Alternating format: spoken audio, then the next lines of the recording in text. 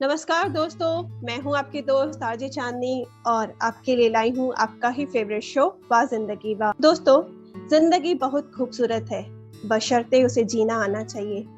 महत्व इस बात का नहीं है कि कितनी जिंदगी जी, महत्व इस बात का है कि कैसी जिंदगी जी।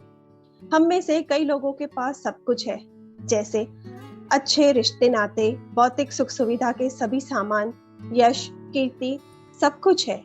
फिर भी कहीं ना कहीं कुछ खालीपन है, कुछ कमी सी महसूस होती है। मन के किसी कोने में नाराजगी है, खुद के प्रति या दूसरों के प्रति या जिंदगी के प्रति। आइए आज बात करेंगे रिसेंटमेंट पर यानी नाराजगी पर। और हर बार की तरह के सेट पर उपस्थित हैं आदरणीय सम्माननीय प्रहलाद जी। प्रहलाद जी, आपका भी स्वागत है हमारे शो पर। जी धन्यवाद, सभी को मेरा नमस्कार। नमस्कार प्रहलाद जी, कई बार जिंदगी में सब कुछ होता है, अच्छे रिश्ते नाते हैं, भौतिक सुख सुविधा के सभी साधनों की भरमार है, समाज में नाम मान शान सब कुछ है, परिवार अच्छा है, बच्चे अच्छे हैं। फिर भी कहीं ना कहीं मन के भीतर किसी कोने में खुद के प्रति, जिंदगी के प्रति नाराजगी है। क्या कहेंगे आप इस बारे में? बिल्कुल, आपने एक बहुत अच्छी बात पूछी है, क्योंकि आज समय में परिवर्तन है। पहले ऐसा कम होता था, पर आज समय में इस तरह का परिवर्तन है कि हर कोई व्यक्ति छोटी छोटी बातों में नाराज हो जाता है। नाराजगी या निराशा अनुभव करना आज के जीवन में सामान्य बात हो गई है, जैसे है ना। तो क्या होता है, जब एक्सपेक्टेशन बहुत अधिक होने लग जाती हैं या कामनाएं अधिक से अधिक बढ़ने लग जाती हैं और जब वह पूरी नहीं होती, तो व्यक्ति के मन में नाराजगी के साथ साथ क्रोध, निराशा, आक्रोश बढ़ने लग जाता है ना, जो व्यक्ति के मन को कमजोर बना देता है। तो इसका मूल कारण यही है, एक्सपेक्टेशंस। अगर हम अपनी एक्सपेक्टेशन को कम करें तो मैं समझता हूँ कि नाराजगी या निराशा हमारे जीवन में काम आएगी। जी, लेकिन ये नाराजगी का जन्म क्यों होता है? किस कारण से होता है? एक एक्सपेक्टेशन तो है, थोड़ा और उससे विस्तार से समझाइए ना। हाँ बिल्कुल बिल्कुल, आपने ठीक बात कही। ये तो एक कारण है ही, एक्सपेक्टेशंस तो है ही, लेकिन कई बार आपने देखा होगा कि एक और दूसरा इसके साथ एक रीजन लगता है, जैसे एप्रिशिएशन। आज क्या है, सबसे बड़ा कॉमन जो एक नाराजगी का कारण है वो एप्रिशिएशन भी है। जैसे एप्रिशिएशन की अगर हम बात करें तो कार्यस्थलों में कई बार ऐसा होता है कि जब टीम में कार्य करते हैं तो कार्य कोई और करता है और एप्रिशिएशन किसी और को मिल जाता है ना। तो इसकी वजह से भी नाराजगी जो है प्रकट होती है, ये भी स्वाभाविक है। या इग्नोरेंस, समटाइम इग्नोरेंस है ना, इसकी वजह से भी आप देखेंगे नाराजगी होती है। तो ये कुछ एक कारण ऐसे हैं नाराजगी के। लेकिन जब व्यक्ति ये समझ जाता है कि मैं क्यों किसी से नाराज हूँ, कोई दूसरा व्यक्ति थोड़ी मुझे गाइड कर रहा है, दूसरा थोड़ी मुझे कोई चला रहा है, या मेरी कंट्रोलिंग पावर दूसरे के पास नहीं होनी चाहिए। तो जब हम अपने आंतरिक गुणों को, शक्तियों को पहचान लेते हैं या उनका विकास हम अपने में कर लेते हैं, तो फिर छोटी छोटी बातों में हम नाराज नहीं होते, है ना। ये एक मुख्य कारण हो जाता है। एक्चुअल में हम एक दूसरे से, इसके साथ एक और कारण भी मैं इसमें ले सकता हूँ, कंपैरिजन। जब हम अपने को दूसरे के साथ कंपेयर करते हैं तो वो भी एक नाराजगी का कारण बन जाता है, क्योंकि हमारे से हम अपने आप को कमजोर, दूसरे के सामने कमजोर फील करते हैं। हमें लगता है कि वो ज्यादा अच्छा है या वो ज्यादा अच्छा कुछ कर पा रहा है या उसके पास बहुत सारी चीजें हमारे पास नहीं, तो वो भी एक नाराजगी का कारण बन जाता है ना। तो ये कुछ एक चीजें हैं जो नाराजगी या निराशा जीवन में प्रकट कर देती है। जैसे हमने आपको यही बताया ना, एक्सपेक्टेशंस हो गया, कंपैरिजन हो गया है ना, या हम मेहनत करते हैं और दूसरे लोगों को एप्रिशिएशन उसका मिल जाता है। तो ये सारी चीजें हैं, है ना। अगर हम एक्सपेक्टेशन, एप्रिसिएशन, ये दोनों बहुत महत्वपूर्ण रोल निभाते हैं नाराजगी की वजह के कारण। जी बिल्कुल बिल्कुल। पर कई बार जी बताइए। नहीं, कहने का भाव था कि क्या हमारा जो सरल स्वभाव होता है, बहुत सारी चीजें तो हमारे स्वभाव पे ही डिपेंड होती है ना, कि अगर मैं अंदर से सॉफ्ट हूँ या कमजोर हूँ तो इस वजह से भी मुझे सब कुछ ठीक भी चल रहा है फिर भी नाराजगी हूँ अंदर से। अच्छा, कई बार ये होता है कि हम नाराजगी जाहिर भी नहीं कर पाते, बता भी नहीं सकते, ऊपर से तो मुस्कुराते हैं पर अंदर ही अंदर घुटते भी रहते हैं। देखिए, इसको समझना पड़ेगा। अगर हम अंदर ही अंदर घुट रहे हैं तो कहीं ना कहीं उसकी वजह से उसका प्रभाव हमारे पर ही पड़ने वाला है। दूसरे पर उसका प्रभाव पड़े ना पड़े, पर हमारे पर तो निश्चित पड़ेगा। तो कोई भी बात अगर मन में है तो मैं समझता हूँ उसको क्लियर कर लेना चाहिए लोगों से बैठ करके। जिसकी वजह से आप अपने आप को नाराजगी फील कर रहे हैं, उसके साथ बैठ के क्लियर कर लेना चाहिए। लेकिन अंदर ही उन बातों को खुद ही सोचते रहेंगे, उस पर विचार करते रहेंगे या उस तरह से मन में ही दुखी रहेंगे, तो उससे फिर आपके स्वास्थ्य पर गहरा असर पड़ेगा, है ना। और फिर आप जो करना चाह रहे हैं वो आप नहीं कर पाएंगे। तो इन सब चीजों को अगर आपको लगता है कि किसी की वजह से या किसी कारण से आपको अच्छा फील नहीं हुआ, तो उसके साथ बैठ के क्लियर कर लेना चाहिए। थोड़ा समय तो लगेगा, बस थोड़ा इसमें पहल करनी होती है। आपको लगता है हम क्यों पहल करें, है ना? जी जी तो जी वो एक कारण हो जाता है। जी, ये जो आपने बात कही बिल्कुल सही कही। ज्यादातर हम यही करते हैं कि पहल ही नहीं कर पाते। We just keep on waiting कि सामने वाला आएगा, वो बात करे, वो माफी मांगे। कई बार ये भी देखा जाता है कि आजकल सोशल साइट्स का ही जमाना है, तो जैसे आपने कहा कि आमने सामने बैठकर बातें क्लियर करनी चाहिए, तो कई बार ये होता है कि सामने वाले की बात हमें पसंद नहीं आ रही तो उसको ब्लॉक कर दिया, या कई बार डायरेक्टली बोलने के अलावा वो जो हमारे मन की बात है सामने वाले तक पहुंचाने के लिए हम वो व्हाट्सएप पे स्टेटस वगैरह डाल देते हैं। ये भी करते हैं, इनडायरेक्ट कह रहे हैं पर डायरेक्ट कहने की हिम्मत ही नहीं रख पा रहे हैं, और वो नाराजगी फिर लंबे समय तक चलती रहती है। देखिए, अब आपने इसमें बहुत अच्छी बात कही कि जैसे अगर हम किसी से नाराज हैं और उसके लिए हम डायरेक्ट किसी को नहीं बोल रहे हैं, इनडायरेक्टली लेकिन मैसेज पहुंचाने की कोशिश कर रहे हैं, तो इसकी वजह से आप देखेंगे और दूसरे लोगों तक भी वो मैसेज जाता है और उससे आपका स्टेटस पता दूसरे को भी लगता है कि कहीं ना कहीं कुछ आपके जीवन में चल रहा है। तो बजाय इसके ये आपको बैठ कर के क्लियर कर लेना चाहिए, है ना? दूसरे लोगों को आपके बारे में पता लगे या दूसरे लोग आपके बारे में अच्छा नहीं सोचे, तो ये ठीक नहीं है ना फिर। मतलब औरों को ही पता चलता है कि हमारी लाइफ में कुछ गड़बड़ चल रहा है, क्योंकि वो आपने स्टेटस पे लगाया तो स्टेटस एक थोड़ी देखेगा, वो तो और लोग भी देखते हैं स्टेटस। तो जो आपसे जुड़े हुए लोग होंगे उनको भी समझ में आता है कि कुछ ऊपर नीचे है, कुछ बात है। तो बजाय इसके कि आप सामने वाले से बैठ के क्लियर कर लें, है ना? बिल्कुल सही। नाराजगी भी क्या एक गुस्से का ही स्वरूप है प्रहलाद जी?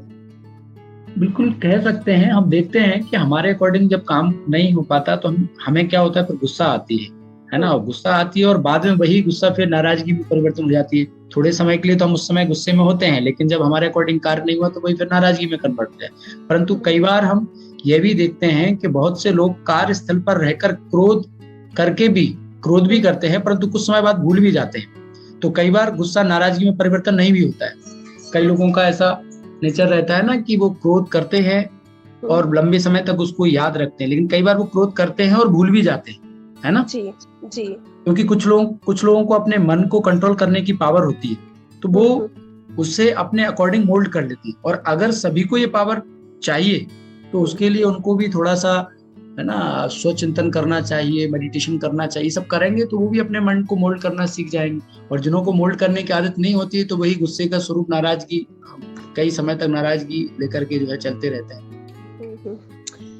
जैसे आपने भी कहा कि क्लियर कर लेना चाहिए, नाराजगी को बहुत लंबा नहीं खींचना चाहिए, लेकिन अगर यही चीज अगर अंदर तक रहती है, हम नाराज ही रह रहे हैं काफी लंबे समय तक, तो क्या इसका मन पर और ब्रेन पर भी बहुत गहरा असर पड़ता है? क्या असर पड़ता है? हाँ, बिल्कुल आपने सही कहा। देखिए, वैसे तो यह कहूंगा कि क्रोध या नाराज होना ये हमारी हेल्थ के लिए तो बहुत हानिकारक है ना? ना तो हमें कभी क्रोध करना चाहिए और ना ही किसी से नाराज होना चाहिए। वैसे भी नाराज के लिए तो एक बात कहेंगे कि नाराज वही व्यक्ति होता है जो राज नहीं जानता, नहीं जानता, है ना? अगर किसी को राज पता है तो फिर वो नाराज नहीं होगा ना, माने उस बात का कारण उसको पता नहीं, इसलिए नाराज हो रहा है। नाराज तो किसी से होना नहीं चाहिए, उसका स्वास्थ्य पे असर तो पड़ता ही है, परंतु पता होने के बाद भी हम यह सब करते हैं। जैसे कि आपने प्रश्न पूछा, क्रोध आने पर अगर व्यक्त नहीं कर पाते तो हमारी हेल्थ को अफेक्ट करता है। तो हमने इसके लिए आपको बताया कि मेडिटेशन की प्रैक्टिस करें तो आप देखेंगे धीरे धीरे आपके अंदर एक क्रोध और ये सारी चीजें हटने लग जाएंगी और आप खुश रहने लग जाएंगे, है ना? तो कई बार ऐसा होता है क्रोध या नाराजगी सिर्फ मुख से नहीं, मन में भी आती है। कई लोग कहते हैं हमें क्रोध नहीं आता, परंतु मुख से नहीं करते, लेकिन मन में तो चलता है ना? तो सामने वाले ने मेरे साथ ऐसा किया, तो अगर हम इस तरह की बातें डेली सोचते हैं तो कहीं ना कहीं हमारे शारीरिक रूप से भी हमें प्रभावित करेंगे, हमारे शारीरिक स्वास्थ्य को भी खराब करेंगे और मानसिक रीति से भी हमको परेशान करेंगे। तो इसके लिए हर व्यक्ति को चाहिए कि वो थोड़ा सा अपने लाइफ में थोड़ा सा समय निकाले, अपनी दिनचर्या में थोड़ा समय निकाले और कुछ अच्छा सत्य साहित्य का अध्ययन करे, मेडिटेशन करे। तो आप देखेंगे कि धीरे धीरे उसके अंदर जो नेगेटिविटी है या जो इस तरह की बातें हैं जो उसको क्रोध दिला रही है या नाराजगी पैदा कर रही है, वो सब उसके अंदर से हट जाएंगी और फिर उसको लगेगा कि सब खेल है, हर एक कोई अपना अपना किरदार निभा रहा है, हमें किसी के किरदार से कोई फर्क नहीं पड़ता, हमें अपने स्तर पे अच्छा करना है। तो वो दूसरे लोगों की वजह से इफेक्टेड नहीं होगा, दूसरे लोगों का असर उस पर नहीं पड़ेगा, बल्कि वो पॉजिटिव रहेगा तो उसके आसपास का जो एटमॉस्फेयर है वो भी पॉजिटिव होने लग जाएगा। जी बिल्कुल सही कहा। प्रहलाद जी, जैसे अभी थोड़ी देर पहले आपने बताया कि चीजों को क्लियर करने में ही हमारी भलाई होती है, मतलब मन का सुकून उन्हीं बातों में है। अगर वो हम चीजें क्लियर नहीं करते तो वो लंबा समय हमारा ही नुकसान करती है। कई बार क्या होता है, जैसे आपकी और मेरी बात ले लेती हूँ, जैसे गलती मैंने की है, मैं माफी भी मांग रही हूँ, मैं पहल भी कर रही हूँ, बहुत ट्राई भी कर लिया उन चीजों को ठीक करने के लिए, उन रिश्तों को ठीक करने वाले, लेकिन सामने वाला अग्री नहीं हो रहा है, सामने वाले को अभी भी ऐसा लग रहा है कि नहीं मैं गलत हूँ। तो ऐसी सिचुएशन में क्या करना चाहिए? देखिए, आपने यहाँ पे एक बात की कि कई बार हम अपनी तरफ से गलती भी मानते हैं और अपनी तरफ से पहल भी करते हैं, लेकिन सामने वाला कई बार उसको नहीं स्वीकार करता या वो उस चीज को नहीं समझ पाता। हाँ, सामने वाला खींच रहा है उस बात को। बिल्कुल। तो ऐसे में हमें उसको छोड़ देना चाहिए उसी हाल में, माने हमें उसके बारे में ज्यादा और चिंतन नहीं करना, हम अपने स्तर पे पॉजिटिव करते रहें और उसको उसी हाल पे छोड़ दें। कई बार क्या होता है, हमें ये लगता है कि जैसे हमने सॉरी बोला या हमने पहल की या हमने अपनी तरफ से अपनी बात रखी तो सामने वाला हमारी बात सहज ही समझ जाए। कई बार क्या होता है, दूसरे लोगों के अपने बड़े कड़े संस्कार होते हैं, उनके अंदर ये आदत नहीं होती कि दूसरे लोगों ने चलो ठीक है रियलाइज कर लिया या सॉरी बोल दिया तो उसको क्षमा कर दो। तो उनके इतने कड़े संस्कार होते हैं कि वो एक बार में इतनी इजीली मोल्ड नहीं होते। तो हमें क्या करना चाहिए, उसको छोड़ देना चाहिए। जब हम ज्यादा उस बात पर डिस्कस करते हैं तो फिर सामने वाले को लगता है हाँ, क्योंकि वो तो चाह ही रहा है ना कि सामने वाला परेशान हो, मतलब दूसरा पक्ष जो है वो तो चाहता ही है कि सामने वाला जितना ज्यादा से ज्यादा परेशान हो उतना अच्छा है।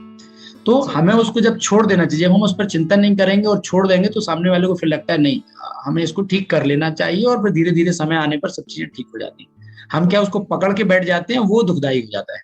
ओके। सम टाइम आप उसको छोड़ दें, है ना, फिर आप देखेंगे कुछ समय बाद आप देखेंगे सब चीजें ठीक हो जाएंगी। सही कहा, बिल्कुल। प्रहलाद जी, अगर छोटे बच्चों की बात की जाए, आजकल के जो छोटे छोटे बच्चे हैं वो भी अपने माता पिता से नाराज रहते हैं, या अगर उनके मनपसंद खिलौने ना लेके दिए हों या कपड़े या कुछ भी ऐसी चीज है जो वो लोग डिमांड करते हैं। छोटे बच्चे, 5 साल 6 साल 7 साल के बच्चे, 10 साल के बच्चे, जिन्हें कुछ पता भी नहीं होता है, पर एक देखा देखी होती है या ऐसा कुछ वो देख लेते हैं या उनकी डिमांड्स पूरी नहीं होती है तो माता पिता से नाराज रहने लगते हैं, बोलते हैं आप तो हमको प्यार ही नहीं करते हो, आप तो हमको प्यार ही नहीं करते हो। फिर शब्द भी, फ्रेज भी ऐसे ही आते हैं। इस बारे में क्या कहेंगे? देखिए, आपने बिल्कुल ठीक कहा। ये माता पिता को चाहिए कि बच्चों को बचपन से ही वो ऐसे संस्कार दें कि बच्चे जो है ना अननेसेसरी जो है परेशान खुद भी नहीं हो और दूसरों को भी नहीं करें। कई बार माता पिता क्या करते हैं कि बच्चों को खुश करने के लिए वो उनकी हर इच्छा को पूरी करने की कोशिश करते हैं। कई बार वो जरूरी भी नहीं होता है बच्चे के लिए, लेकिन उनको लगता है कि मेरे बच्चे के पास सारे सुख सुविधाओं के साधन होना चाहिए, सारी चीजें होनी चाहिए। तो जब वो कैपेबल होते हैं तब तो वो सपोर्ट करते हैं, लेकिन कई बार जीवन में ऐसी सिचुएशन भी आती है कि पेरेंट्स भी उसके लिए कैपेबल नहीं होते या उनके साथ कुछ ऐसे सर्कमस्टांसेस होते हैं कि वो बच्चों को उस समय सपोर्ट नहीं कर पाते, तो फिर बच्चों को बुरा लगता है। तो बचपन से ही बच्चों को इस तरह की आदत डालनी चाहिए, अच्छे संस्कार उनको देने चाहिए कि वो हर परिस्थिति में अपने आप को एडजस्ट कर सके, उन्हें बुरा नहीं लगे, और माता पिता के प्रति उनका प्यार, स्नेह और रिस्पेक्ट बना रहे। ये माता पिता को सिखाना पड़ेगा। हम क्या करते हैं कि अपने आप को बच्चे के साथ कंपेयर करते हैं। हम समझते हैं कि बच्चे हैं, मतलब वो अपनी बुद्धि का लेवल और बच्चे की बुद्धि का लेवल इक्वल मानते हैं। तो उन्होंने जब सपोर्ट करना होता है करते हैं, नहीं करना होता है नहीं करते हैं, और उनको लगता है कि जब मैं सपोर्ट नहीं कर रहा हूँ तो बच्चों को बुरा नहीं लगना चाहिए, जबकि उन्हें बुरा लगता है, क्योंकि बच्चों का लेवल अपना है और आपका लेवल अपना है। तो बचपन से अगर हम बच्चों को अच्छे संस्कार देंगे, अच्छी बातें सिखाएंगे, हर परिस्थिति में एडजस्ट होना उनको सिखाएंगे, तो फिर इस तरह की सिचुएशन सामने नहीं आएगी। जी, यही बच्चे जब बड़े होते हैं, युवा वर्ग में अपनी पहचान बनाते हैं, अभी 18 साल के भी नहीं होंगे तो भी 2 व्हीलर की डिमांड करते हैं, महंगे मोबाइल चाहिए, ब्रांडेड कपड़े चाहिए। और जैसे कि आपने कहा कि हर माँ बाप की वो क्षमता नहीं भी होती है, अगर होती भी है तो कहीं ना कहीं वो कंट्रोलिंग पावर बच्चों के ऊपर भी होना चाहिए। वही बच्चे माँ बाप को फिर धमकियां देते हैं कि हम घर छोड़ के चले जाएंगे, आप हमारी डिमांड पूरी नहीं करेंगे तो हम सुसाइड भी कर लेंगे। बात यहाँ तक भी आ जाती है।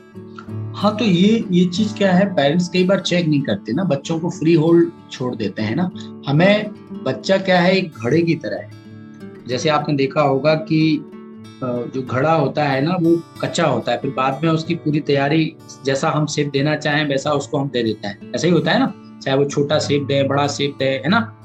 तो ऐसे बच्चे भी क्या है, पूरे कागज की तरह है या घड़े की तरह है। आप उनको जैसा बनाना चाहें ये आपके ऊपर डिपेंड करता है, लेकिन एक एज के बाद फिर आप उन्हें नहीं बदल सकते, है ना। तो वो बचपन से ही आपको बच्चों को उस तरह के संस्कार आपको देने पड़ेंगे, बचपन से ही आपको उनको सारी चीजें सिखानी पड़ेंगी। कई बार माता पिता इतने बच्चों को फ्रीडम देके रखते हैं बचपन से ही कि बाद में वही बच्चे उन माता पिता को परेशान करते हैं। जी जी। तो वो संस्कार आपको सिखाने पड़ेंगे, वो संस्कार आपको देने पड़ेंगे, आपको बच्चों को टाइम देना पड़ेगा। पर कई बार बच्चों को टाइम नहीं दे पाते तो फिर वो अपने हिसाब से दुनिया से इधर उधर से जो है इन्फॉर्मेशन कलेक्ट करते हैं या दूसरे लोगों का संग करते हैं, तो वो चीजें उनके मन मस्तिष्क पर आ जाती हैं। और आजकल तो फिर किसी के संग करने की भी जरूरत नहीं है, आजकल तो मोबाइल, टीवी, कंप्यूटर, इन सब चीजों में अच्छा भी है और बुरा भी है, सब चीजें हैं। तो वो जहां पर हमारा माइंड इधर उधर डाइवर्ट हुआ और व्यर्थ की चीजें हमने देखना स्टार्ट की, तो वो फिर हमारे मन को असर करते हैं और हम वैसा ही करने लग जाते हैं। जो हम टीवी में देखते हैं, मोबाइल में देखते हैं, वही फिर अपनी पर्सनल लाइफ में भी हम शुरू कर देते हैं। तो हमें चाहिए कि बच्चों को जब वो छोटे होते हैं, एक एज तक, जैसे समझ लीजिए 15-18 साल की उम्र तक या 20 साल की उम्र तक, हर माता पिता को अपने बच्चों को बीच बीच में वॉच भी करना चाहिए, उनको अच्छी अच्छी बातें सिखाना भी चाहिए, बताना भी चाहिए और देखते रहना चाहिए कि ये उन पर कहाँ तक चल रहा है। जो हमारे जीवन के सिद्धांत होते हैं, उन सिद्धांतों के बारे में भी उनको बताना चाहिए। जरूरी नहीं है कि आपने बच्चों की आवश्यकताओं की पूर्ति कर दी या बच्चों को जो चाहिए वो दे दिया, मतलब आपकी ड्यूटी खत्म हो गई, ऐसा नहीं है। एक अच्छा नागरिक बनाने के लिए हर माता पिता को अपने बच्चों को मूल्यों से सुसज्जित करना चाहिए, दैवी गुणों से सुसज्जित करना चाहिए, अच्छे संस्कारों से सुसज्जित करना चाहिए। अगर वह इसमें कामयाब होते हैं तो वही बच्चे आगे जाकर के माता पिता का भी नाम रोशन करते हैं और अपने शहर और देश का भी नाम रोशन करते हैं। जी, यानी बचपन से ही हमें बच्चों के संस्कारों के ऊपर वर्क करना चाहिए। बिल्कुल बिल्कुल। क्या देख रहे हैं, उनके फ्रेंड सर्कल क्या है, स्कूल में क्या कर रहे हैं। तो कई से पेरेंट्स होते हैं उनको टाइम ही नहीं होता है। हाँ, वो देते नहीं ना टाइम। और दूसरी बात क्या है, वो क्वालिटी वाला टाइम स्पेंड नहीं कर पाते अपने बच्चों के साथ। यस बिल्कुल। और दूसरी बात, जितने टाइम वो घर में होते हैं तो वो पेरेंट्स को भी देखते हैं बच्चे, है ना, कि क्या पेरेंट्स भी उनके किस तरह से आपस में घर में वार्तालाप कर रहा है, किस तरह से बड़ों से बिहेव कर रहा है, किस तरह से छोटों से बिहेव कर रहा है, किस तरह सोसाइटी में रह रहे हैं, किस तरह, वो सारी चीजें बच्चे ऑब्जर्व करते हैं। तो जैसे माता पिता करते हैं तो बच्चे वही सीखते जाते हैं, वो भी फिर वही करते हैं। तो हमें बच्चों के सामने एक आइडियल पुरुष बन करके रहना चाहिए कि माने बच्चे हमको देख करके भी सीख रहे हैं। हम कई बार उन्हें नहीं सिखाते लेकिन वो हमें देख करके भी सीखते हैं। अगर जैसे माता पिता समझो मोबाइल में 2-3 घंटे या 4 घंटे या दिन भर उसमें टाइम दे रहे हैं, तो बच्चे देख रहे हैं, आगे चल के वो भी उसमें टाइम देंगे। आप उनको कह ही नहीं सकते कि आप मोबाइल नहीं यूज करो, क्योंकि आप खुद इतना यूज करते हो। आप खुद बुक लेकर के बैठेंगे तो बच्चे बुक लेकर के बैठेंगे ना, लेकिन आप खुद दिन भर मोबाइल लेकर बैठेंगे तो बच्चे भी मोबाइल में बैठेंगे। तो ये चीज जो है माता पिता को खुद में पहले अप्लाई करनी पड़ेगी, फिर बच्चों को अच्छी अच्छी बातें आप समझाएंगे, उनको क्वालिटी टाइम आप देंगे तो बच्चों के अंदर अच्छे संस्कार आएंगे, है ना। ये चीजें करनी चाहिए। जी।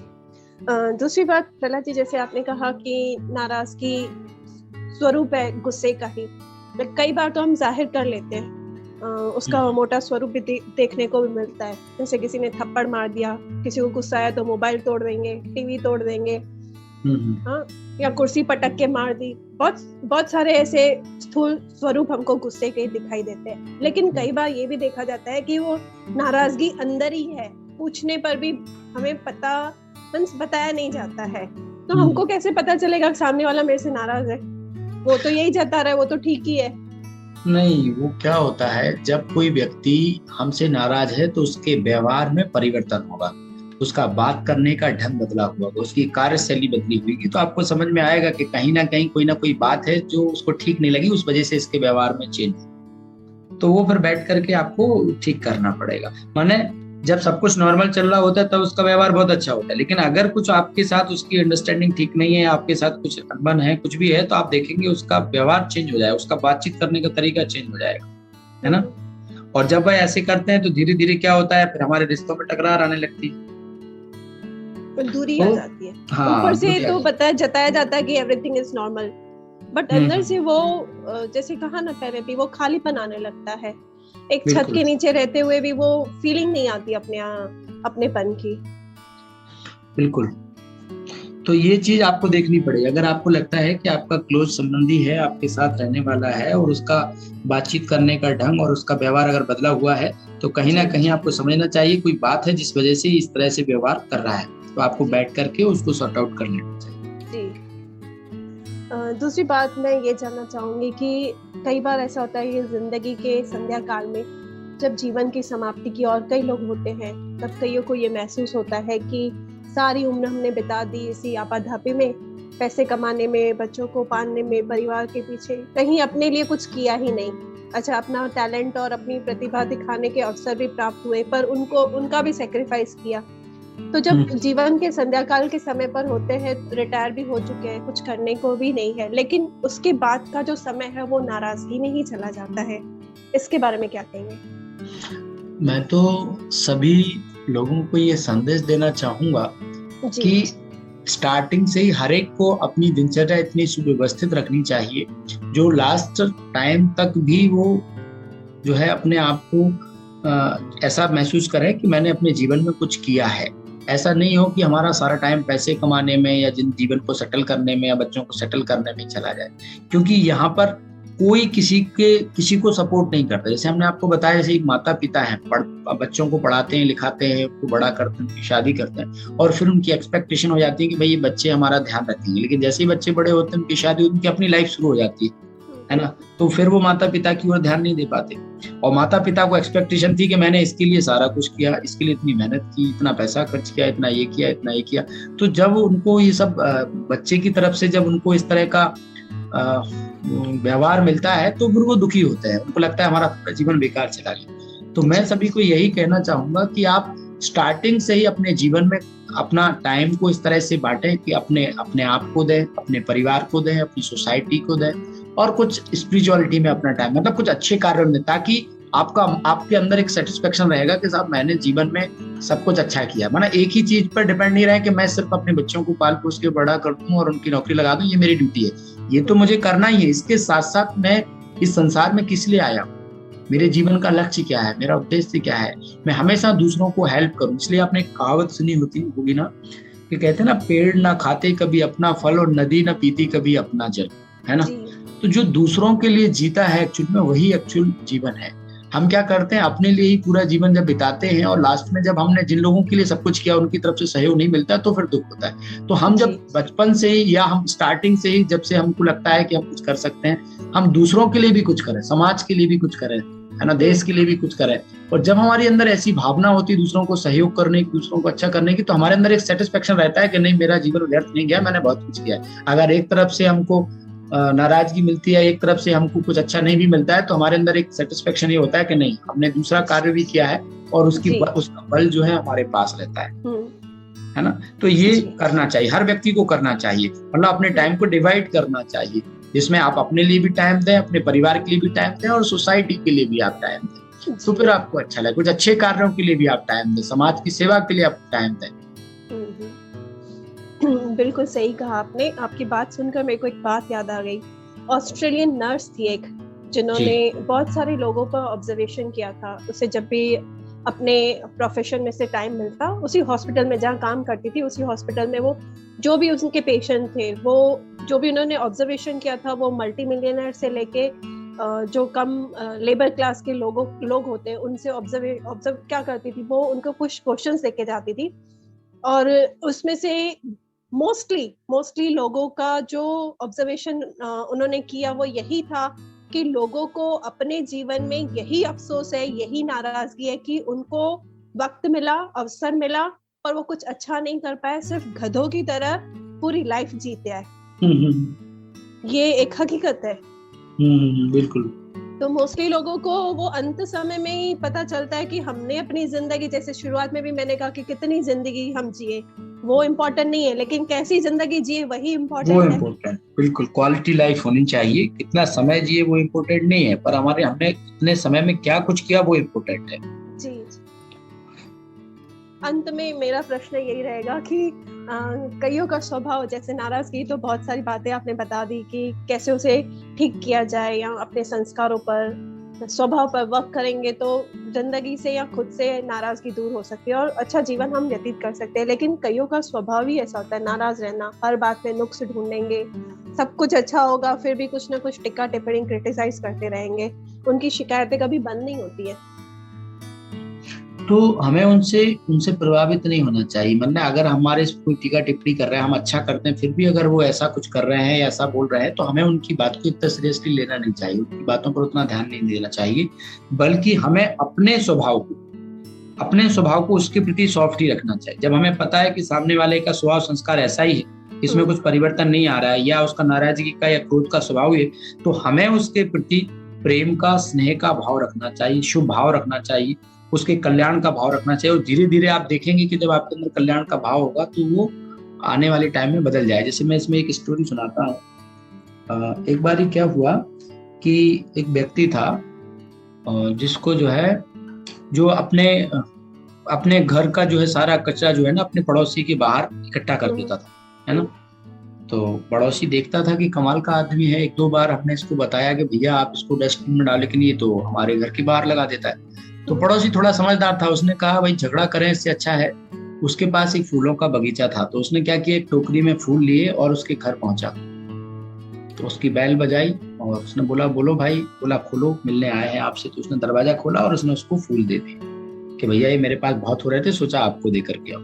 तो देखो उसके पास कचरा था, उसने कचरा वहां इकट्ठा किया, पर इसके पास फूल थे तो उसने फूल दिया। माने हमें अगर कोई व्यक्ति हमारे साथ अच्छा व्यवहार नहीं करता या हमारे साथ हमारे पे टीका टिप्पणी करता है, कुछ भी करता है, तो कोई बात नहीं, बेचारा किसी बीमारी से ग्रसित, जैसे कोई व्यक्ति बीमारी से ग्रसित होता है तो हमारी क्या होती है, उसकी प्रति शुभ भावना होती है ना, उसके प्रति हमारे कल्याण का भाव होता है ना, एक ये भाव होता है कि कोई बात नहीं, बेचारा परेशान है ना, और हमें उसको मदद करना चाहिए। बीमार व्यक्ति के प्रति हमारी किस तरह की भावना होती है, सहानुभूति टाइप की होती है ना। तो ऐसे ही अगर कोई व्यक्ति का स्वभाव ही ऐसा है टीका टिप्पणी करने का, उल्टा सुल्टा बोलने का, तो कोई बात नहीं, हमें उसके प्रति सहानुभूति रखनी चाहिए कि आज नहीं तो कल ही बदल जाएगा, और अपनी शुभ भावना रखनी चाहिए। पर जैसा वो है वैसा हमें नहीं बनना चाहिए। अगर हम वैसे बनेंगे तो हम उसको कभी नहीं बदल पाएंगे, और उसकी वजह से मेरा स्वभाव भी खराब हो जाएगा और मेरी लाइफ में भी समस्याएं शुरू हो जाएंगी। तो उसकी वजह से मुझे अपने स्वभाव को नहीं बदलना चाहिए। जैसे एक बार क्या हुआ, एक संत जो है एक नदी में स्नान करने गए, तो क्या हुआ कि उन्होंने जैसे ही हाथ में जल लिया तो एक बिच्छू ने उनको डंक मार दिया। वो बार बार उस बिच्छू को बाहर निकालने की कोशिश कर रहे थे पानी से कि उसको बाहर निकाले, लेकिन जैसे ही वो उठा रहे थे वो उसको डंक मार रहा था। तो एक शिष्य जो है बाहर से देख रहा था कि बिच्छू को गुरुजी बार बार उठा के बाहर फेंकने की कोशिश कर रहे हैं और वो बिच्छू उनको डंक मार रहा है और हाथ से छूट जा रहा है। डंक जैसे ही मारता तो वो हाथ से छूट जाता। तो फिर उसने पूछा, गुरुजी एक बात समझ में नहीं आई, वो बिच्छू है, वो काट रहा है, आपको बार बार डंक मार रहा है और आप फिर भी उसको बचाने की कोशिश कर रहे हैं। तो गुरुजी ने उत्तर दिया, देखो भाई वो बिच्छू है, उसका स्वभाव ही डंक मारना है ना, पर उसके स्वभाव की वजह से मैं अपना स्वभाव नहीं बदल सकता। मैं एक संत हूं और मेरा स्वभाव है दूसरे की मदद करना, दूसरों को सहयोग देना। तो उसका स्वभाव डंक मारना है इसलिए वो डंक मार रहा है, इसलिए उसमें उसकी गलती नहीं है। पर मेरा स्वभाव क्या है, वो डंक मार रहा है तो ऐसा तो नहीं कि मैं उसको मार दूं जी। तो हर व्यक्ति का अपना एक स्वभाव और संस्कार होता है, उसकी वजह से मेरी लाइफ में चेंज नहीं होना चाहिए। मेरे जब उसका नेगेटिव स्वभाव मुझे प्रभावित कर सकता है तो मेरा पॉजिटिव स्वभाव सामने वाले को प्रभावित नहीं कर सकता। अब एक बार सोचिएगा इसको, तो जब ये बात समझ में आ जाएगी कि जब वो नेगेटिविटी मुझे इफेक्ट कर रही है तो मेरे अंदर अगर पॉजिटिविटी होगी, मैं अच्छी भावना रखूंगा, तो एक ना एक दिन उसको भी बदल ही देगी वो पॉजिटिविटी जी, बिल्कुल, है ना। तो ये शुभ भावना इस तरह से रखेंगे तो ये सब चीजें ठीक हो जाएगी जी, हमारी जिंदगी से नाराजगी बहुत दूर चली जाएगी। हाँ, ये तो आपको ही देखना है नाराजगी क्या, हम दूसरा कोई नाराज कर ही नहीं सकता जब तक कि हम स्वयं ना चाहें। हम नाराज होते हैं इसलिए हम दूसरों को देखते हैं, दूसरों की कमियों को देखते हैं, वो धीरे धीरे हमारे अंदर आने लगती है। अरे ईश्वर ने आपको जीवन दिया है, आप सुंदर जीवन जियो, खाओ पियो घूमो फिरो, है ना, मौज करो, लेकिन ईश्वर का भी धन्यवाद करो और अपने जीवन में कुछ अच्छे सिद्धांतों को भी अपनाओ, लोगों की मदद करो, दूसरों के प्रति शुभ भावना रखो, शुभकामना रखो। ऐसा नहीं है कि आप सब कुछ करो आप, लेकिन कुछ जीवन में जो मूल्य होते हैं, जो प्रिंसिपल होते हैं, जो अच्छे सिद्धांत होते हैं, उनको अपने बना के रखो, फिर आप जीवन का सही आनंद ले पाएंगे। अगर इससे नाराज हुए, उससे नाराज हुए, तो क्या थोड़ी सी जिंदगी रहती है लोगों की, कुछ सालों की जीवन होता है, उसी में भी अगर नाराजगी में चला गया तो आपने अच्छा क्या किया। तो इसलिए मैं तो ये कहूंगा कि हर पल हर क्षण खुश रहना चाहिए। जो हो रहा है बहुत अच्छा हो रहा है, आप अच्छा क्या कर सकते हो वो करो, दूसरों को मत देखो, आप अपने को देखो, अपनी कमियों को भरो और जीवन को एंजॉय करो। जी जी, बिल्कुल सही कहा आपने। आज जो भी आपने बताया, सिखाया, मुझे लगता है जो भी हमें सुन रहे हैं, हमारे श्रोता हैं, वो जरूर अपनी जिंदगी में इसे अप्लाई जरूर करेंगे। और जो भी नाराजगी है, चाहे दूसरों के प्रति है, चाहे खुद के प्रति है, आपको सुनने के बाद वो भी कहीं ना कहीं उस नाराजगी से बाहर निकलेंगे और अपनी जिंदगी को, जैसे हम कहते हैं, वाह जिंदगी वाह, जरूर बनाएंगे। इस पूरी बातचीत के लिए आपका बहुत बहुत शुक्रिया प्रहलाद जी। नमस्कार। नमस्कार, आपका भी शुक्रिया। दोस्तों, जैसे प्रहलाद जी ने बहुत अच्छी बात बताई कि नाराज वही व्यक्ति रह सकता है जो राज को नहीं जानता। कैसे राज, वो हमें समझना है। अगर सामने वाला कुछ कर रहा है, गलत कर रहा है, हमारे हिसाब से वो गलत है, तो जहां तक हो सके उसे ठीक करने की कोशिश करें। अगर नहीं हो रहा है तो कुछ स्पेस दें, पर यह है कि उसके पीछे ही अपना समय व्यतीत ना करें, टू मच नेगेटिविटी में ना जाएं। दोस्तों, किसी ने बहुत सुंदर कहा है कि जितना है पास उसका मजा लीजिए, चाहे जिधर से गुजरिए एक मीठी सी हलचल मचा दीजिए। लोगों की बातों को दिल पर ना लीजिए, लोग तो अमृत खरीदते हैं और पूछते हैं उस वक्त मीठा है ना, और फिर घर खाते हैं नमक लगाकर। तो लोगों का क्या है, लोग तो कुछ भी कहेंगे, पर अपनी जिंदगी में अपने आप से और सबसे बस खुश रहिए और इस नाराजगी को हमेशा के लिए बाय बाय कर दीजिए। मिलेंगे दूसरे एपिसोड में, तब तक के लिए शुक्रिया, नमस्कार।